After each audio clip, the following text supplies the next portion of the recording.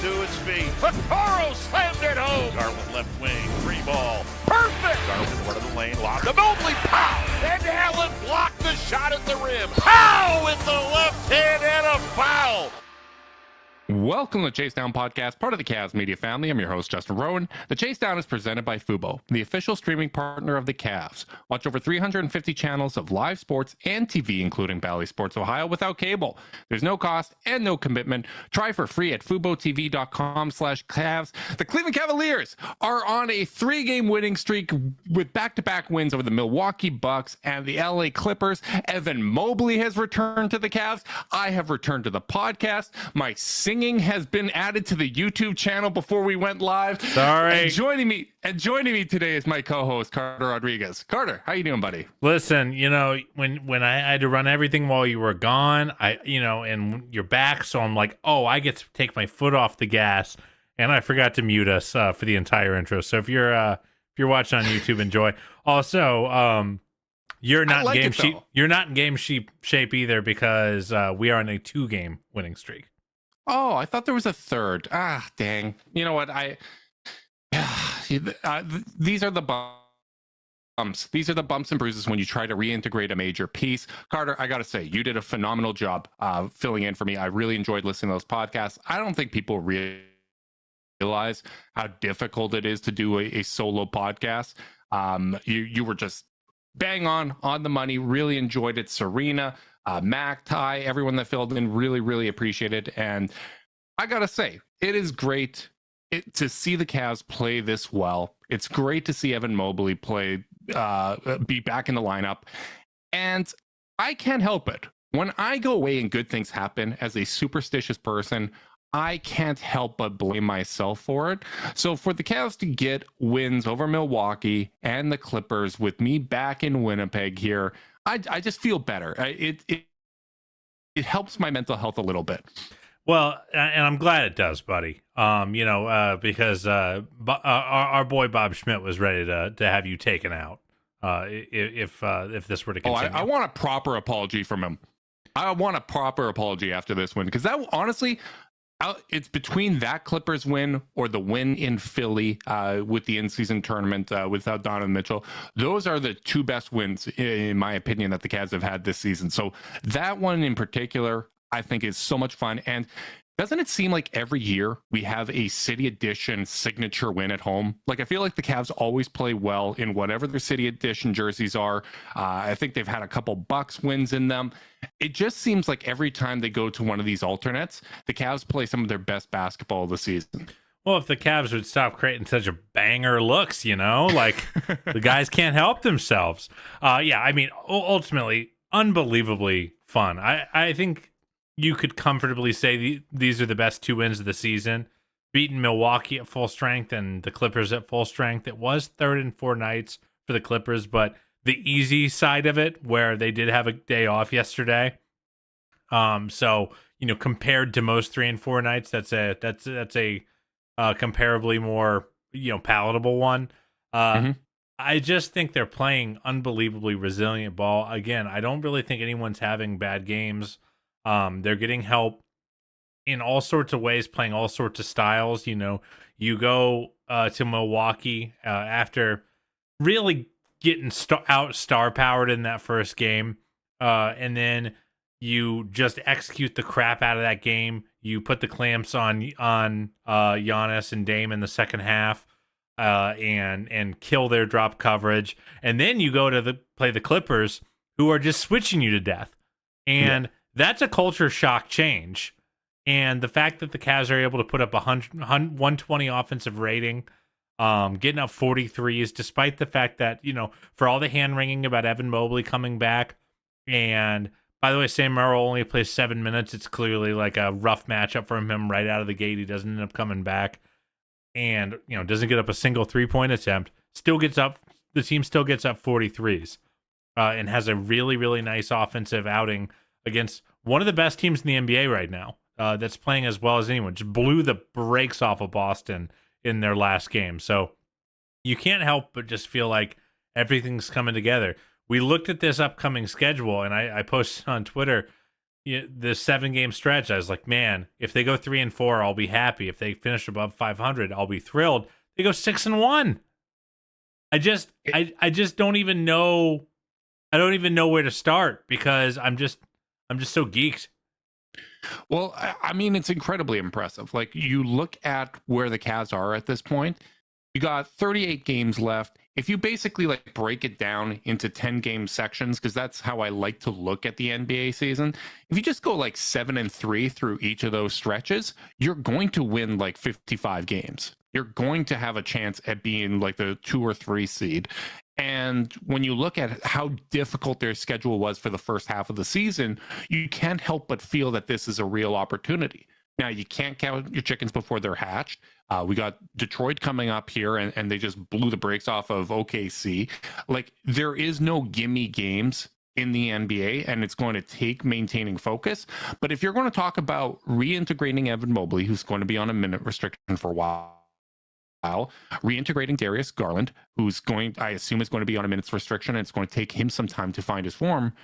Being able to do that against a lighter portion of your schedule is certainly advantageous. And to me, the thing that jumps out about this Clippers game is this is possibly the worst team to reintroduce Evan Mobley against, especially in a game without Darius Garland.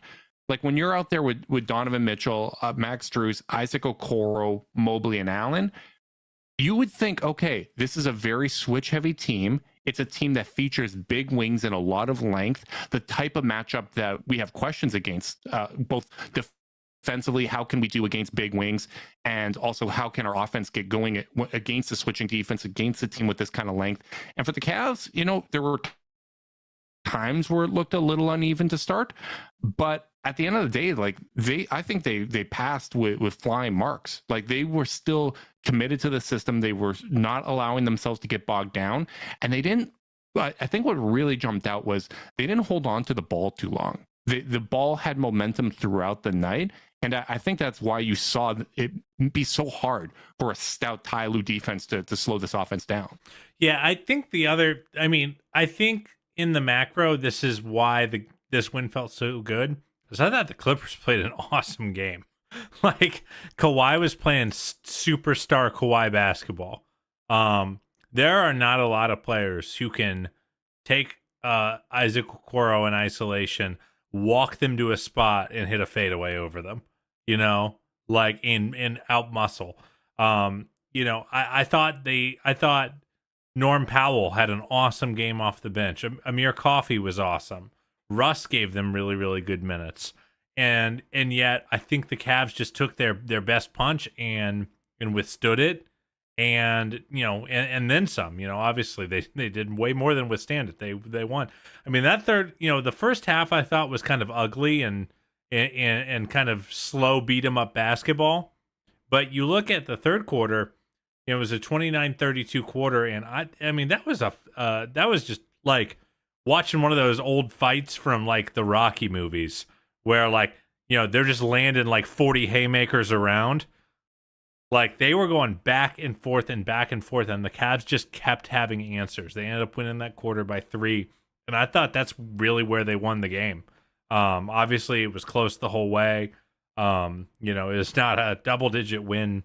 That looks like a double-digit win that's going to juice your point differential and all that fun stuff. Like, that was not an easy win by any means at any point. And I was just so proud of the resilience of the group.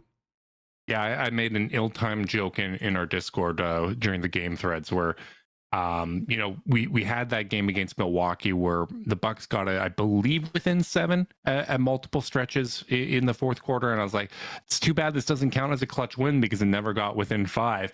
And I made the same joke this time around. And of course, the Clippers had to actually cut it down to 5. And I think they got it down to within 4. So was a clutch win for the Cavs. And, Jared Allen jumps off the page.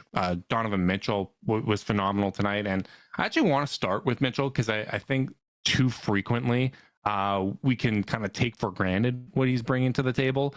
I just really feel like this is the best version of Donovan Mitchell that I've seen throughout this stretch. His ability to play on and off ball. And one of the possessions that really stood out to me was late in the game. I forget how many points the Cavs were up. I think it was within 2 possessions. But they had Max Strus bringing up the ball. The ball got to Karras, and Donovan was setting the ball screen for Karras. I think earlier in the year, that's a situation where Donovan's absolutely bringing up the ball, and you might not get other people involved. I think that was actually the one that ended up resulting in a defensive 3 seconds in the key for the Clippers. But I just like that more players are getting involved, even though he comes out with this big scoring performance. He has the 12 assists.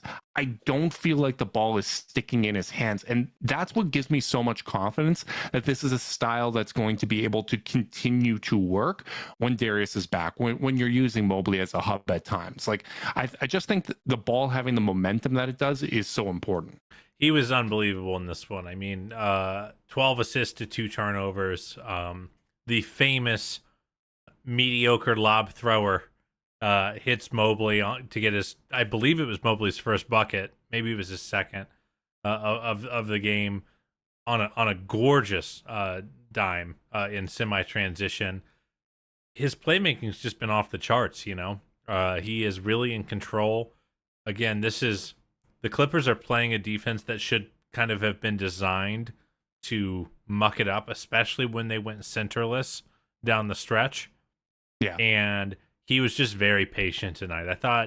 I thought his patience and reading of the game was really, really at a high level. He found the right spots to attack. He found the right spots. He didn't just attack. He didn't just try to find the worst defender. I feel like there's a version of Donnie that just calls for a James Harden switch over and over and over again. Right. And dribbles into mid-rangers. I don't think he did that. I saw some hand-wringing about the Cavs going into a prevent offense. I thought the Clippers were playing amazing defense down the stretch. And it's really, really hard to generate buckets when a team that big and switchy is being big and switchy. I've talked a lot about how I kind of feel like the Warriors have forgotten what made them so special.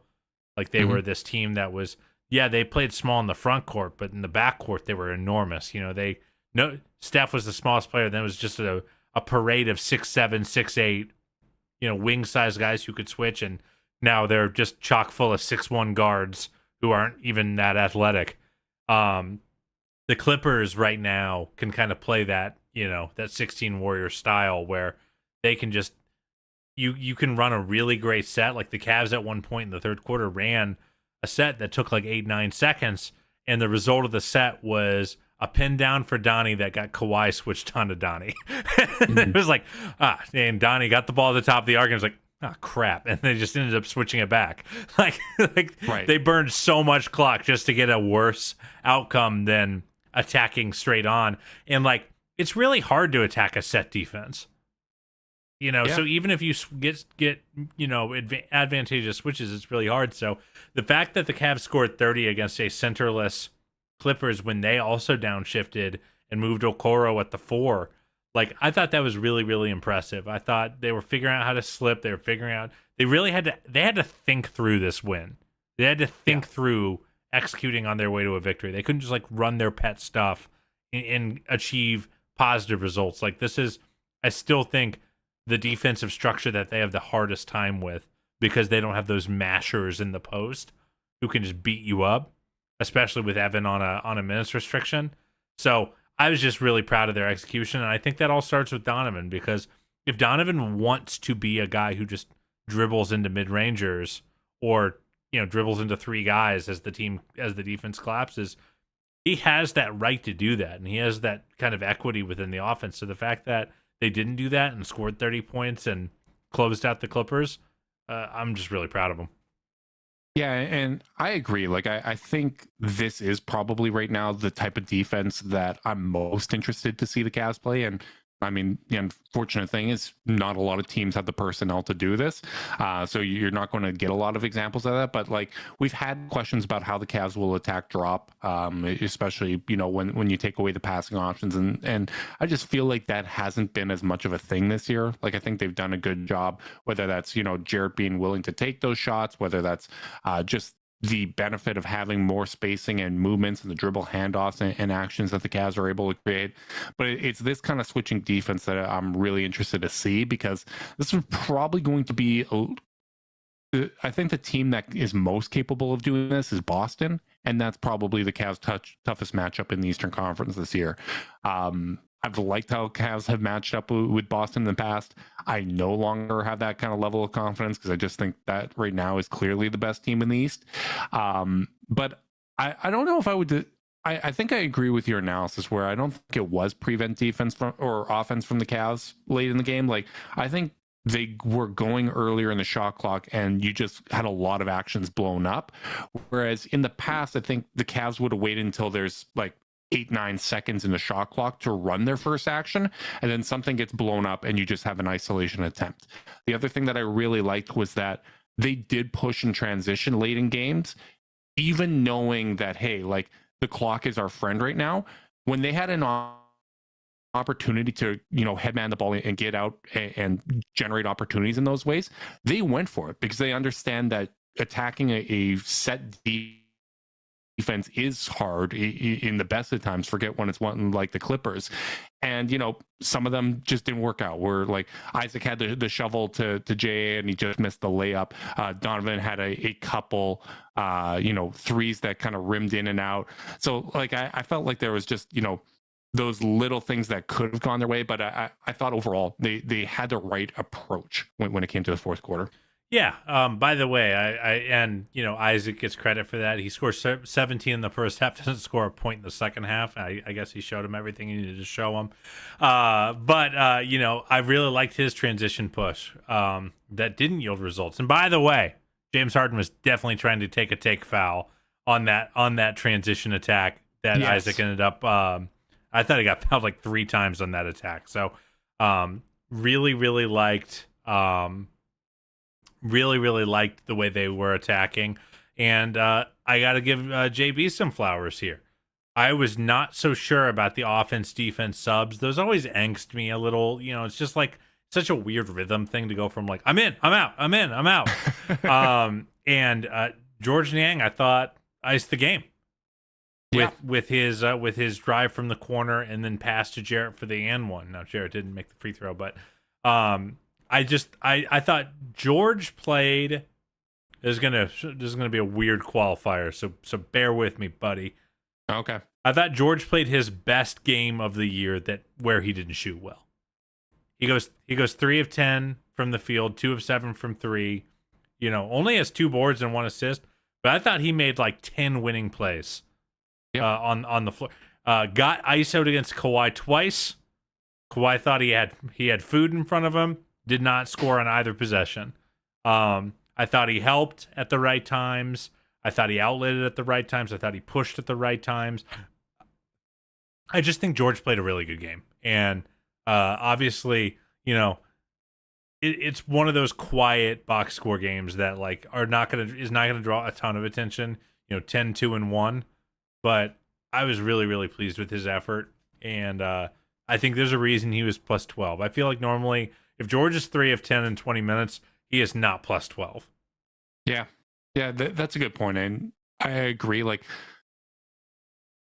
he was definitely getting under guys' skin too, which was kind of amusing to watch. There was one point, I think it was in the second quarter, where JB put Wade in for him because I think he had crossed the line from like chirping, getting under the opponent's skin to I need a second to cool down so I can continue being effective and playing team basketball because I'm so like caught up in this situation. But George also had that play that, it didn't go his way where he broke it up in transition and went off the LA player's lap basically. And they didn't call possession Cavs, but it was still a great effort in this scenario. I thought there was multiple times where you could tell, like, whether it's James Harden or Paul George, they're like, I have George Niang in space. I'm going to try to get something going. And I thought he did a good job holding his own. And I thought the Cavs overall... Can I say this real quick? In all the ways it's not a great matchup for Sam Merrill, it's kind of a good matchup for George. Kawhi would rather bully. James Harden would in space would rather bully. Mm-hmm. Paul George is not a straight line drive kind of player.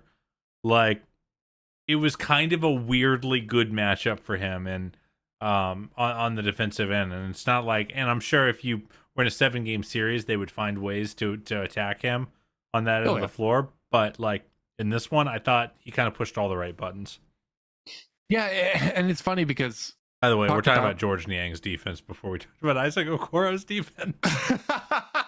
I want to talk about the team's defense overall, though, because these are the type of matchups that are question marks, right? When you're playing big wings, when you're playing against guys that are able to potentially take advantage of the Cavs' lack of size on the perimeter, or theoretically, the defense of Evan Mobley against big wings, right? Like that's something that we've talked about as, hey, is this something that the Cavs are going to be able to do when they play against Jason Tatum at power forward, or off of a switch if Boston's going bigger? And I thought Mobley, even though he was rusty at times, I thought he did a terrific job in space, staying with those guys and not fouling. I thought George did a good job in space and not fouling. And then obviously Isaac Okoro, no matter who he was matched up on, I thought he did just a tremendous job throughout this game. I thought his defense on James Harden in the first half was phenomenal. There was instances where he matched up on Kawhi Leonard and forced him into tough shots where, maybe you'd like to see a little more help defense coming. But in terms of, straight up and sticking to your base, that was about as good as you can get. But I just think it's funny. Like, he's just turned 23 years old. Happy birthday to both him and Darius Garland. And I think you're seeing basically what we had hoped to see from Isaac Okoro, which is the defense has always been there. It continues to get better in, subtle ways, but that was always just such a high floor for him where you knew he was going to make an impact. You knew he was going to be a great point of attack defender. And now you're seeing the impact kind of round out overall, where he came skying in for some rebounds. He took confident 3-pointers in this game.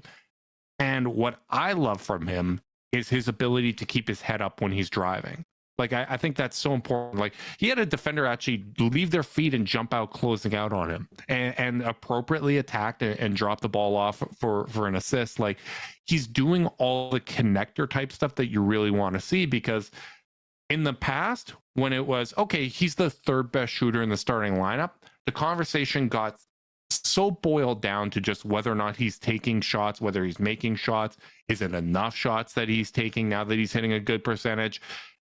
When you have volume guys and players that are confident to take threes at every other positions, he can take 2 to 4 3-point attempts, and it doesn't really matter because he's impacting the game in so many different ways. And the more talent that's around him, the better he looks. My prophecy of small forward Tristan Thompson is coming to fruition, where the more talent is there, the better his game is, and the more that those nuances matter. Yeah, I mean, I just think he's playing the best ball of his career writ large.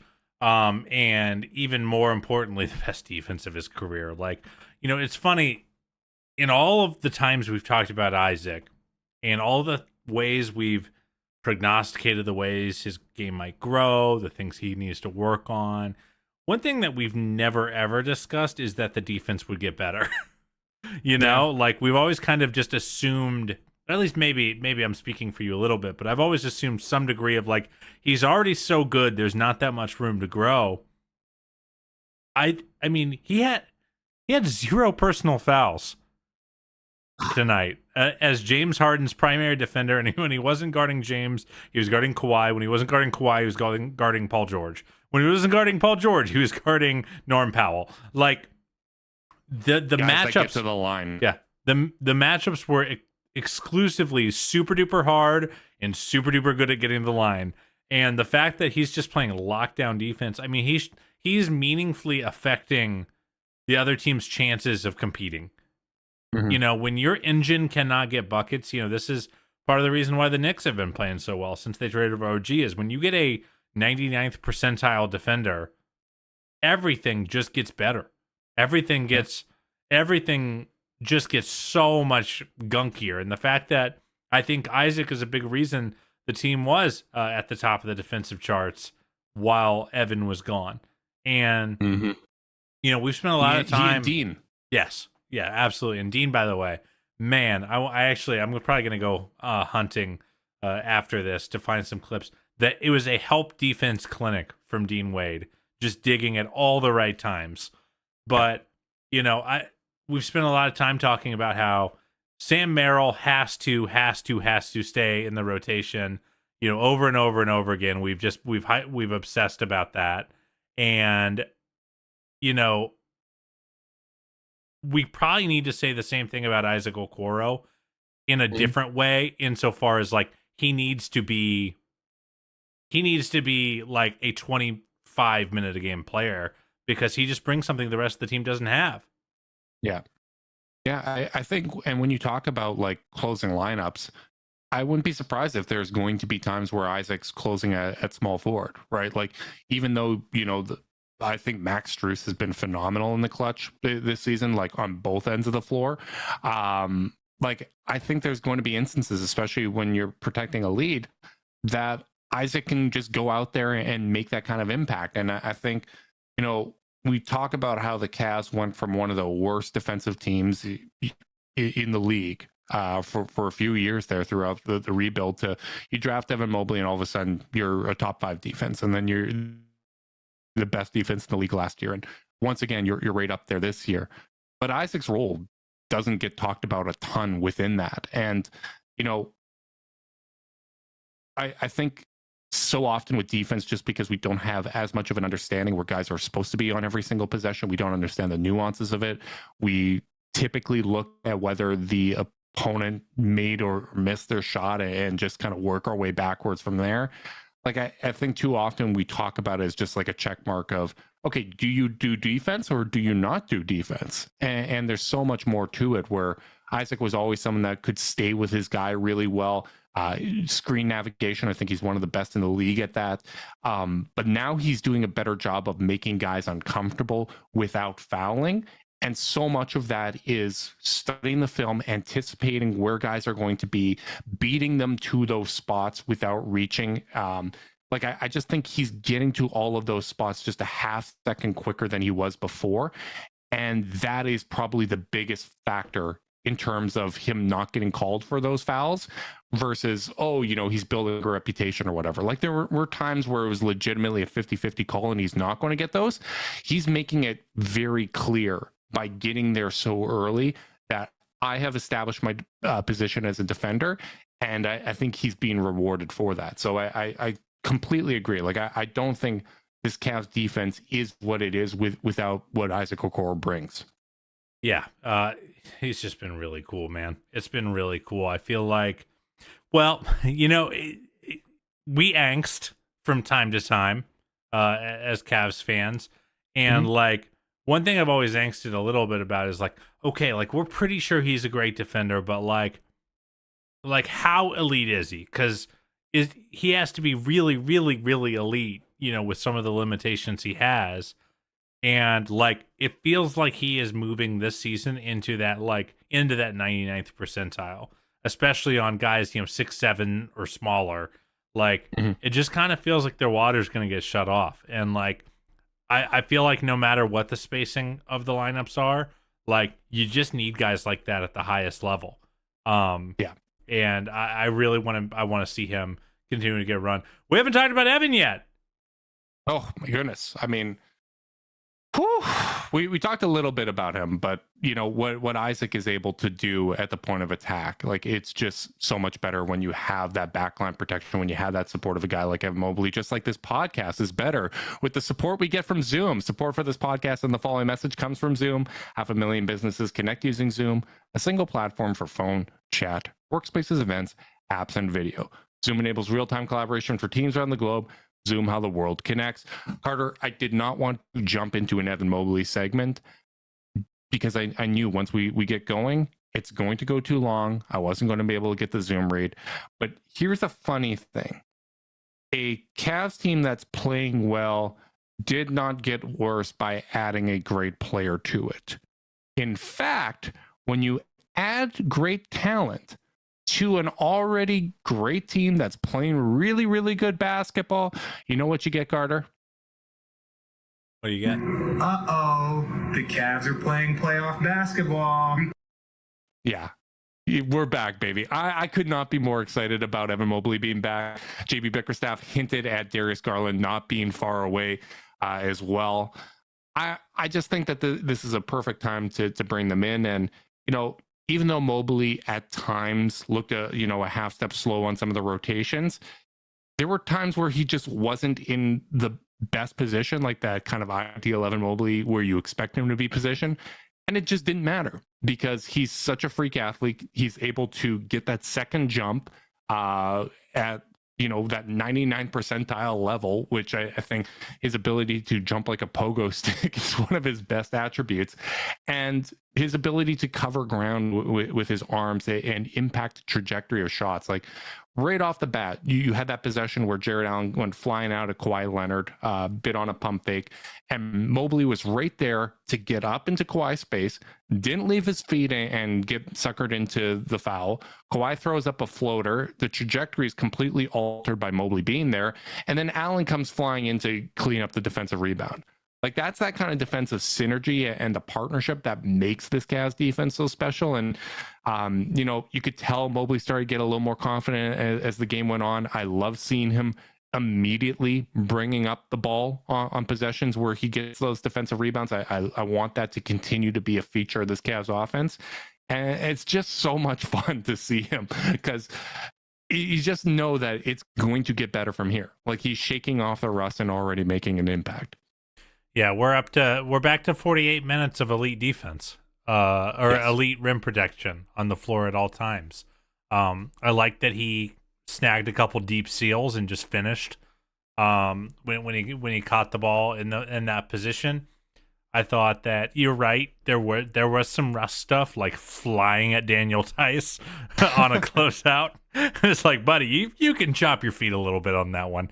So there were a few times he got out of position, but again, I thought he did a really, really nice job. Even his rim attacks that ended up in travels, I was like, okay, that's fine. You're playing with it. You're figuring things out, and like that's all you could ask for in the end. Just really, really awesome to have him back. It's only going to get better. And again, they got up 43. So, any hand wringing about style of play kind of goes out the window in yet another really dominant defensive rebounding game. He and Jarrett combined for 26 defensive rebounds. I'm sorry, that's not true. 21 defensive rebounds, which is still quite good. The Clippers had 31 combined as a team. And I still feel like that is you're right. 26 total defensive rebounds is what I'm looking at. You kind of look at the fact that this is a team that was dead last in defensive rebound rate after the All-Star break, and boy did it look like it. Then they go and play the Knicks. They get rebounded. It's the only thing that saves the Knicks offensive rating is how horrible the rebound rate is. And they come back with pretty much the same personnel up front, actually, frankly, worse personnel. They swap out, a Kevin Love and a lot of Dean Wade minutes for a lot of George Niang minutes and some Max Strus minutes, who's not a famously good rebounder. And they're back up near the top of the league in defensive rebound rate. So, it just goes to show you some of this stuff is maybe some of it's scheme, some of it's just want to and will, and realizing that, like, hey, we suck at this. We're not good enough at this with our base personnel, and, like, we can't rely on a bruiser to come in and save our rebound rate. We just got to get better.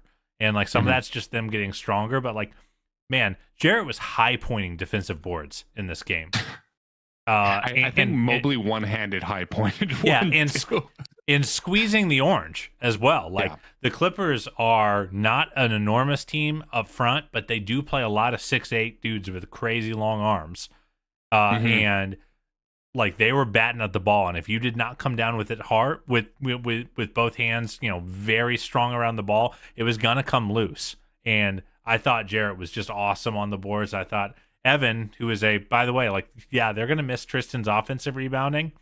Evan is a much better defensive rebounder than Tristan right now, and that showed as well. LA only had 6 offensive boards in this game. Yeah, and you look at it, I think the team effort on the defensive glass really matters. Like, obviously, Jared Allen and Evan Mobley, I think they both have improved. For Allen, his defensive rebound rate is up to the 92nd percentile, up from the 90th. Mobley's up to 91 from 88. So, those subtle little improvements that can make a big difference in the aggregate. But then you got Dean Wade, 73rd percentile. Like, him being healthy makes a real big difference. George Niang's up to the 70th. Like, he's contributing. Max Strus is right there, the 50th percentile, but that was a guy that was kind of in the bottom when you look last year in Miami. So all of these guys are contributing in those ways. Isaac Okoro's crashing the glass. Donovan Mitchell's crashing the glass. Like, that all makes a big difference, because as much as we talk about where teams rank within the league when it comes to these stats, the margins are often so damn thin. Like, we talked about that with like 3-pointers attempted and made. Even though the Cavs were near the bottom, it really didn't take a lot to get them up to the top 10. When you look at defensive rebounds per game, it's a 6 rebound difference when you look at like the top of the league and the 30th team. Just being like that much better in the margins can make such a big difference, because the parity that we see in the NBA means you can't have those weak spots. Like, the slightest little difference can be the difference between, a very talented team that just has that one fatal flaw that gets exposed, and a team that looks much better positioned to make a deep playoff run, assuming that they can kind of gel and make the most of these last 38 games. Man, it really is feeling like they're ready to make the most of it. As I mentioned on one of the more recent pods, that this upcoming stretch is a different test of culture as the team gets healthy, as guys start losing minutes. A guy like Sam Merrill has to keep his head up after only getting 7 minutes. Like, it didn't matter what the matchup was 2 weeks ago. Sam Merrill was going to get us 20. Yeah. And all of a sudden, it's going to change. It's going to get harder. It's going to be tighter. Guys who have earned time are not going to get that time. And they're going up against a stretch of pretty rough opponents. These are all, they shouldn't, I don't think they'll be an underdog in a game for a minute. And if they are, it'll be like a 1 or a 2 point underdog. Yeah. And, this is a team that really had their ups and downs. I think back to that Portland loss and that really ugly Detroit win. Like, they are not above rough play against teams they should beat. I want to see them just keep the good times rolling, because the reality is they are in a dogfight at the top of the East right now. They're 15-4 in their last 19 games, and they're the 5 seed right now, because New York is scorching hot. Yeah. However, with that said, they are only 1 loss behind, or 2 losses behind Milwaukee for the 2 seed right now. Yeah. And 1 back of Philly, right? Like, even though New York is ahead of the Cavs still are up a game in the loss column, which that matters more, because you can't make up losses, but you can make up wins.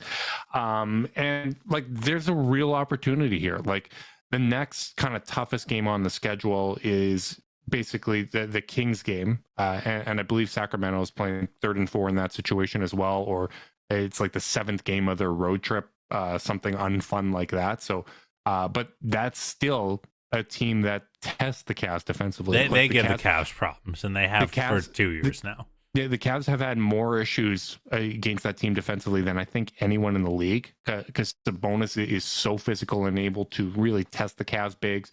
There's so much motion. There's so much passing. That's going to be a really, really interesting test. But you look at these 38 games, 29 of the Cavs remaining 38 games are teams below the Cavs in the standings, and 18 of them are coming against teams with a losing record.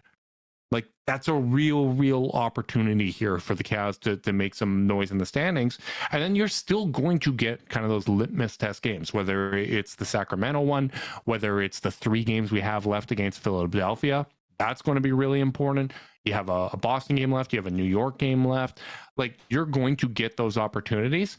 But the Cavs have to make the most of these games where you are playing teams below you in the standings, to get Garland and Mobley comfortable, to make sure that, hey, we're understanding that when we have our starting lineup out there where Mobley and Allen are both there, we need to play with a pace, especially in the half court. The ball can't stick, and we have to have our volume 3-point shooters be volume 3-point shooters so that lineup can be as effective as it can be offensively. Because if they're playing, 18, 19, 20 minutes, the other 28 are simple. You're playing with one guard and one big on the floor. You're playing with shooters all around them. We can do that, but making sure that the chemistry in that starting lineup is as good as possible and that they're able to generate a good shot profile, that's going to be really important. We know they can work really well offensively, but it's going to come down to them to kind of iron out kind of those rough edges there. Yeah, I mean, this starting lineup has to be a killer. As much as we talk about the fact that there's 48 minutes, that we've argued with plenty of folks about how if you're worried about the double bigs, they're only playing about 16 minutes a game together, but like the reality is, if you want to be where this team is trying to go, your best has to be able to beat the other team's best, because you're just not always going to have the luxury of having your bench units outplay the other team's bench units. You're not that. Sometimes you're going to have a bad game. Sometimes you're going to have a role player with a tough matchup. Your best 5 need to consistently kick the snot out of other teams. Yeah. And I think the Cavs starting lineup last year was able to do that. That's one of the reasons they won 51 games. And this year they just haven't had enough time. They're still in the low hundreds for minutes together. And I want to say they were like 135 when Jarrett when Evan and Darius went out. And I'm really eager to see, because this team has discovered a lot, but some of the stuff they've discovered has been different. If there's one thing that I can say I'm angsty about is if you're playing that starting 5 heavy minutes together, you had a big reason that this team is killing teams right now is their point of attack defense. How's that look when it's Darius, Max, and Donovan? They still have stuff to solve, and I'm really excited to see how they solve it. But my macro concerns about this team are all gone. I think this team can put together 48 good minutes against any team in the league right now. Like, there is no team that I'm like, we're just not going to win tonight. We can't beat them. And that is a really fun place to be. It's a great place to be. Like, I've gained so much respect for the guys over the stretch. Talked about how Donovan's playing, in my opinion, the best basketball. Like, if the Cavs are going to be a team that contends for a championship, this is the style of basketball that Donovan has to play in order to win with this kind of current team build. And I think people sometimes, because of how the season started, they forget the cause. Like, I think some people weren't even tuned into it in the moment. It wasn't that they weren't playing well together. It's that they weren't playing together. Like, the starting lineup got 11 games together. You had Jared on a minute restriction. You had hamstring injuries for Garland and Mitchell. You had the hand thing with Darius. Like, there were just so many things that weren't going well. And when you look last year, Garland, Mitchell, Mobley, and Allen, when you take out their minutes that they played with Lamar Stevens, so every other combination, they were the 98th percentile out of every lineup in the league in net rating. They were the 95th in offensive rating. They were the 95th in defensive rating. With Okoro, it was great.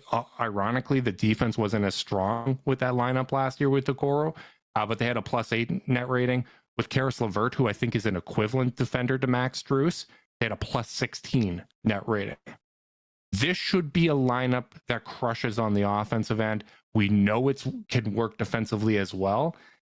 And the funny thing that kind of came to me in this game, Carter, and I'd love your thoughts on it, is watching Mobley come back after missing 6 weeks, being a little bit rusty, but, working his way back against a tough matchup. It made me think back to Isaac in the playoffs against the Knicks, where he missed a month after hitting that shot in Brooklyn, missed over a month, wasn't himself. He was questionable for game 1, got banged up again in game 1 and didn't really play.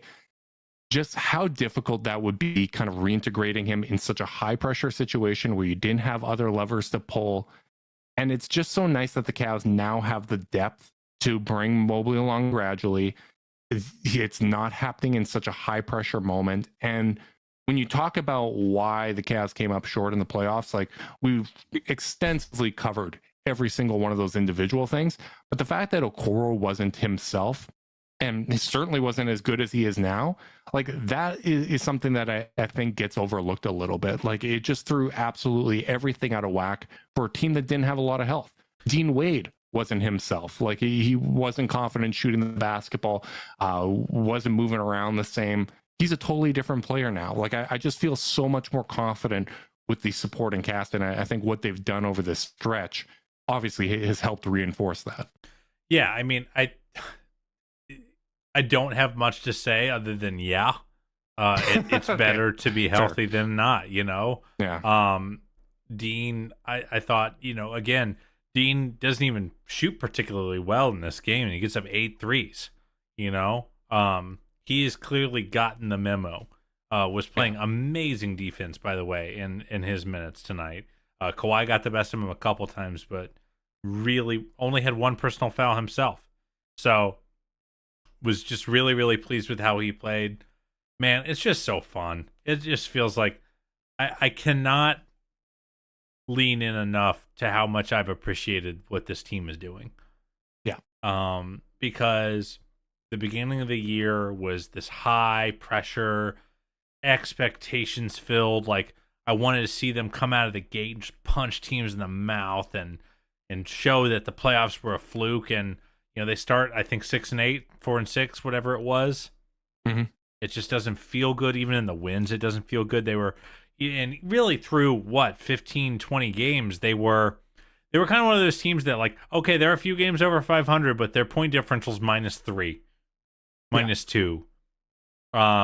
And the fact that they've done this and that they've continued it with Evan coming back and, you know, look to continue it with Darius coming back, it just kind of feels like I'm getting the catharsis I was hunting for at the beginning of the year that we didn't quite get. It was just a little bit delayed, you know? Yeah. But I'm going into every game being like, man, this is going to be so fun tonight. And even if they win or lose, I go in feeling that way. When the game was tight and the Clippers were, you know, up 4 to 6 points, I still felt like, man, these guys are playing really good together basketball against a team that is making them give every bit of, you know, give it all and execute at an unbelievably high level to win. So it's a cherry on top that they did execute well enough to win, but every game is fun right now, and like I'm just very grateful for that. I think it's a really good reminder to just enjoy the ride when it comes to an 82 game season. Like, you know, I think some people like to take pride in now like not being fans of a team, or I'm, you know, either a fan of the player or I'm a fan of the league. And all right, like let's just get to the result. Let's get to playoffs because that's the only thing that's going to matter for my favorite player's legacy or whatever the case may be. But when you're a fan of the team and you're invested in them problem solving, in them overcoming adversity, in, you know, someone like Jared Allen, who a couple of years ago when we briefly talked to him at media days, like, I'm not really a vocal guy on defense. You know, he kind of was comfortable with what he was as a player and has grown so much from what happened last year in the playoffs, where he's attacking drop coverages because that was something that the Cavs struggled with. He's passing the mid-range jumpers there. He's attacking the glass more. You hear him mic'd up tonight against the Clippers, calling out coverages, asking the coaching staff, hey, how can I better funnel guys? Like becoming that vocal guy without losing who he is as a person. Someone like Donovan, who established as a really, really damn good player, an all NBA caliber player, that comes into a situation and fully embraces the city. He's going out there. He's at high school games. He's adjusted his style of play, even though he's had so much success in the past. He's adjusted his style of play to play a style that's more conducive to team basketball. Evan Mobley continued to improve. The Cavs going through the stretches where they're down guys. Like, that's what it's all about. and we don't know how long any of it's going to last. We don't know when you're going to have a tough break, and whether it's injury luck, whether it's a heartbreaking playoff loss, whatever the case may be. Like, you just got to really enjoy the ride, and you got to enjoy the process, because it's so much fun seeing like these guys putting in the level of work that they have and it paying dividends. I know over these 38 games, and it's crazy that if Garland does come back next game, or even the following, whatever the case may be, that it's going to be like 38 games that we might see with his full squad. Like, God, NBA seasons you better are ridiculous. knock on some wood, buddy. Yeah, but like, NBA seasons are ridiculously long.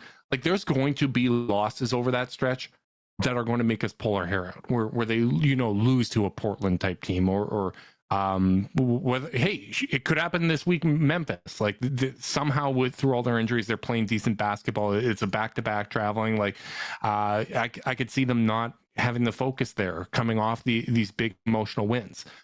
That's going to happen. But you just hope that there's the ones on the other side where, it's games where you don't really expect them to win, like tonight, and they come out strong, or that they learn from it, they go through those growing pains. Like, to me, that's what makes it so fascinating, being a fan of the team. And that's why I like to highlight things that aren't going well, because if you're pretending everything's going well, you're going to miss the growth. If you're only dwelling on the negative, you're going to miss the growth until the growth becomes so obvious, like it has with someone like Isaac Okoro. We're just gonna kind of shut up and accept that he's a really damn good player. Yeah, it is definitely a marathon, man, and we would all do well. Like, again, people were saying lost season, and boy, is the season not lost, man. If it was lost, it's been found. Yeah. The team is unbelievably hot. I think they have become a team nobody in the East wants to play. Certainly not in the first round. Yep. I think all the way up to the Milwaukee Bucks, they're checking the standings every night now, and you're going, man, is Cleveland going to catch us? Because you look, they've got the third easiest schedule left in the entire NBA, and they just knocked out one of their 7 hardest games left tonight.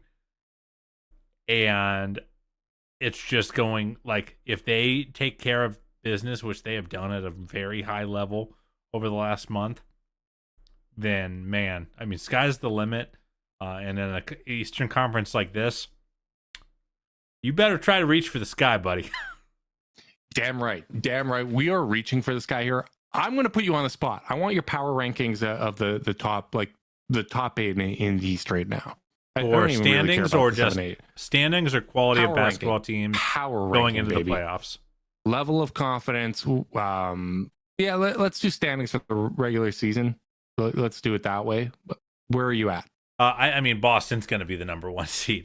They have the easiest schedule left in the league, and they are 36-11. They're probably going to win, 60 plus games, and may even hit the mid 60s, like the true elite of the elite teams. Even when they're missing guys, it doesn't matter. From there, in terms of how I think the conference is going to shake out,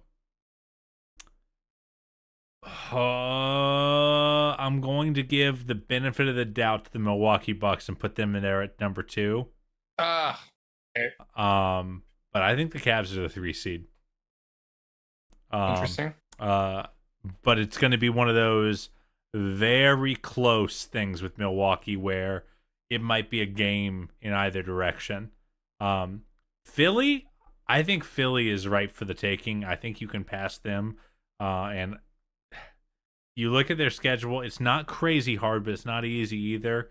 The Knicks are unbelievably hot. I don't know what to make of the Knicks. I'd actually like to ask your opinion there, because on one hand, I don't think they're this, but like the OG trade snapped in their top end at a very high level. Yeah. And, I think I wouldn't put more than a 20% degree of confidence on anything, but I think I would go Celtics, Bucks, Cavs, Sixers, Knicks. But that'll be one of the best 5 seeds in the history of the Eastern Conference. Yeah. Whoever it is. Yeah.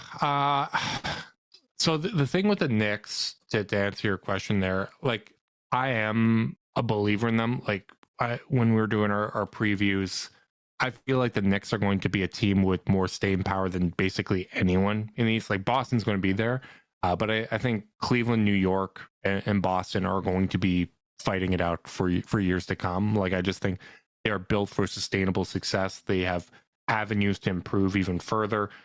Right now, like I know their record's been very good since the OG trade, but it hasn't been through a lot of great teams. Like I know they beat Denver, but Denver isn't good on the road, and that was a long road trip for them.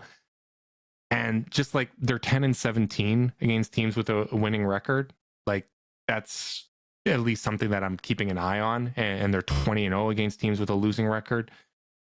I think right now, if I'm power ranking, Boston's number 1. I have Philly number 2. I actually have more confidence in Philly. I think they're playing great basketball. That's why I have that win in Philly as my, like, that or tonight as the best win of the season for the Cavs. And then I have Cleveland 3. I think Cleveland can get up to 2. But I feel pretty good about our ability to get into that 2-3 matchup. And I think you get there. It'd be really funny if that was Philly round 2. I think that would take years off of my life. But if you can force Milwaukee and New York into that 4-5, that would be a lot of fun. So I think you want to get to 3. You need to get to 3 because that 4-5 will be the most brutal 4-5. And like there is just such a precipitous drop off right now. I know Indy's better after trading for Pascal, but like you want to play Indy or Orlando or Miami or whoever it may be. I agree with you, by the way. I would love to play Miami. Like I know that's blasphemous. I think we just match up well with them in a way. I don't really think we match up well with the Knicks. I don't think we match up a little old. I think Jimmy's gone a little old. Losing Struce, Josh Richardson hasn't panned out for them. Terry Rozier is a tough fit. They're small. Yeah, they're small. We historically have played really well against them. Like I know people say, "Oh, well, playoffs are a different thing." The Cavs struggled against the Knicks in the regular season last year. They didn't have those same struggles against Miami. Obviously, Orlando would be nice, but like Indiana honestly concerns me just from like a variance standpoint. Like that offense can get so hot. I'm such a big Halliburton fan. I think the expectation should still be that the Cavs win around. But the point is you don't want to play Philly or New York or Milwaukee in the first round, no matter who you're playing. Correct. That is a nightmare. If the Cavs go win like 54 games and then their reward is Giannis and Dame and Chris Middleton in the first round, I will be a sad man. I think they can win that series, don't get me wrong, but like it would be really tough sledding. And I would like them to give themselves as easy of a road as possible. And like they're built to do it right now. Like I think they're, if you play out the rest of the season 100 times, I think the Cavs are the 2 seed like 30 to 40 of those times. Yeah. Like I think you're right. And if you're the 2 seed, then wow, you're really cooking with gas. You could be looking at the Chicago Bulls in the first round. Actually, you could be here probably, but you get what I'm saying. I'm so happy that we're back here. My 55 wins is back on track. My 60 is in rough shape, but yeah, your 60 is in shambles. I'm sorry to admit it, but you know what? We learned some things along the way. We have grown as people. They have grown as a team. I think it has been very beneficial. So we will be back later this week. We'll be going live after the Memphis game. Big thanks to everyone that tuned in live. It is so nice to be back talking Cavs. So nice to be podcasting after a win. Thank you to everyone that tuned in live on YouTube. Make sure you like and subscribe. Click notification bell so you know when we're going live. If you're listening via podcast and you want to support us, leave us a rating, a review, subscribe, unsubscribe, resubscribe, and help cook those books. If you want to be part of Chase Down's exclusive Discord chat, send a screenshot of the review to chasedownpod@gmail.com. However you choose to support us, we really do appreciate it. Make sure you guys are staying safe out there. Until next time, go Cavs.